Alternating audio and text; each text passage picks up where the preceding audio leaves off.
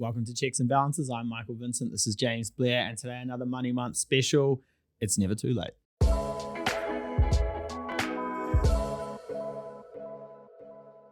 Yeah, we talk about the sooner you can start, the better off you will be in the long term, right? Small of those sacrifices. Small, consistent steps creates wealth. Kind of like a snowball. Rolling down a hill, I know. potentially. Why did Ravi take that snowball slide out of all of our decks? Yeah, it was my favorite one. So today is not about starting early and showing you the benefits of compounding interest. It's all about what if you've just lived your best life, and you've turned around one day and gone, oh, maybe I've left this too late, Mike. The Michael Vincent 17 Steps to Success, we call it. I don't want to follow that one up. So, Mike, let me ask you a question. Yeah. Is there a stage in your life where it's too late to start investing? Oh, I'd say if you're in the hospital about to flatline, at that point, you probably past your use by date. But right up until that point, probably not, right? And we get a number of people who come to us a little bit later in their journey, and they might be a little bit closer to their ideal retirement age. And they think, I really think I've left it too late here. What can we do? And James, can you fix it? Yeah. I'm just thinking about the story I'm going to share and how many facts I'm going to change. I know who you're going to talk about. Yeah. I've had a couple come to me very close to 60, and they walked into the room looking down, not wanting to talk about money, feeling quite embarrassed about their situation. And I've been working with them for 4 or 5 years now. And they're at a point now where at that point they were renting and had no assets but good income. Yeah. Now they have a debt-free house and a very clear path to full retirement at 67. Yeah. And I guarantee you they never thought that would have been possible. Oh, 100%. And I know the customers you're talking about and their journey from when they first, because I remember the first meeting you had with them, and you came out pretty we'll there's some hope, we'll do it, but it was pretty somber the whole meeting. The other piece was a scenario like that is we can look at their income, look at their budget, and project it all and go, look how sweet this is. But the thing you can't put in a plan or projections is the scarring of the past. The hindsight is like poison. Yeah. And not being able to move on from it and just going, it's all too late for me. I'm just going to keep my head in the sand. Yeah, and the hindsight and the scarring, like from decisions made, obviously hindsight's 2020. Some of our customers who have either been scammed or have made really poor investment decisions, which is borderline a scam, and have lost a fairly significant amount of money. I actually really commend them from being able to, look past that. Put their faith in a financial advisor again or someone in the finance industry and try and take some steps to move forward. Yeah, because as harsh as it sounds, there's no winning like living in the past, thinking in the past, would have, should have, could have, right? Yeah. You have to be thinking about what you do have control of in the now. What are the small steps that you can take? And if you're thinking from now to retirement, you need to have $2 million for argument's sake. Yeah. That's too big of a goal for somebody who is starting and been burnt in the past. It's what's the smallest first step I can take and then building on it. Yeah, look, the best time to invest was yesterday. Second best is today. Yep. So we've got an example of which we call the sprint. Yeah. Which Mike is pretty quick over 20 meters, fades over the next 20, and at the pub after that. But the sprint is all about, and you can apply this to, I don't want you to focus on the numbers. Focus on the numbers. You can get in the wrong headspace and be thinking, this doesn't apply to me. These guys are living in Barbie Land, which we will be going to see tonight. You excited to go? I am pumped actually. Yeah. But thinking about how does it apply? So Mike, can you run us through the numbers of the sprint? Cool. So the sprint is what we call a period of time when you've paid off your mortgage, but you are still working, so you're yet to retire, right? And the numbers will kind of run through now are really just an illustration. Again, please don't apply these exact numbers to your situation unless this is your exact situation. Would that make it personalized advice?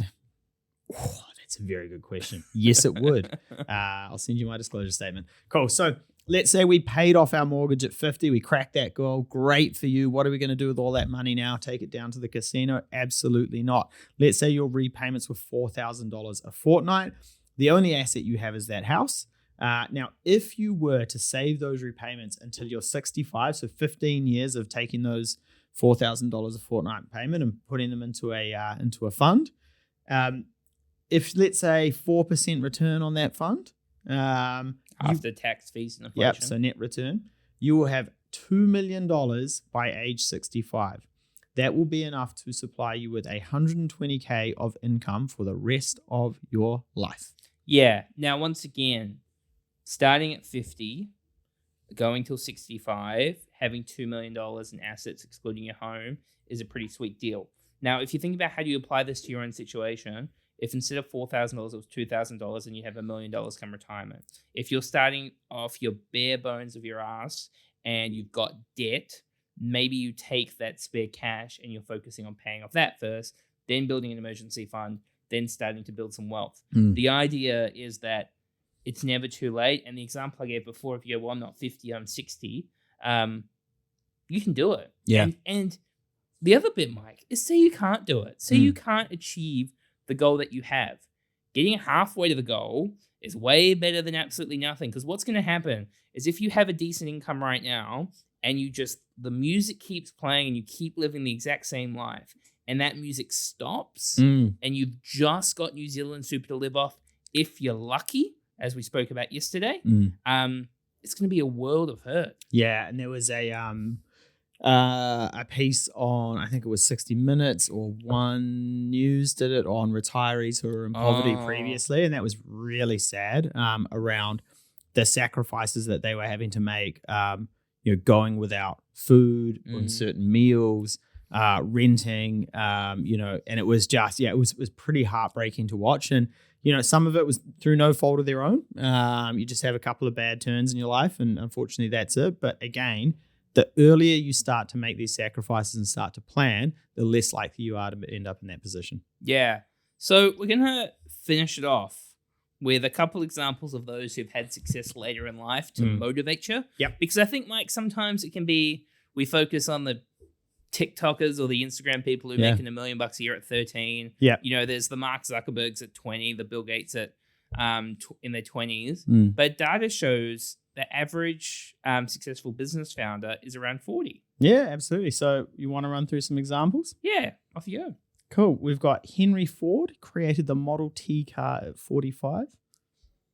Nice. Sam Walton founded Walmart at 44. Matthew Harris was gifted his first property empire at 15. Oh, wait, no, sorry. That's Steve Carell landed his role in The Office at 42. Yeah. Have you seen all The Office? I've never watched The Office. How do you feel, and Ravi, I'm keen for your thoughts as well, UK versus American Office? I've never watched either. Steve Carell. You reckon? Yeah. Controversial. Laura? UK. That's not surprising. Cool. We've got the GOAT. I should probably call him the chicken. Colonel Sanders. I'm too drunk to taste this chicken. Was 62 when he franchised Kentucky Fried Chicken. And I'm pretty sure he was drunk the whole time. No, there was this, I don't know how I segue into this. Like he was broke.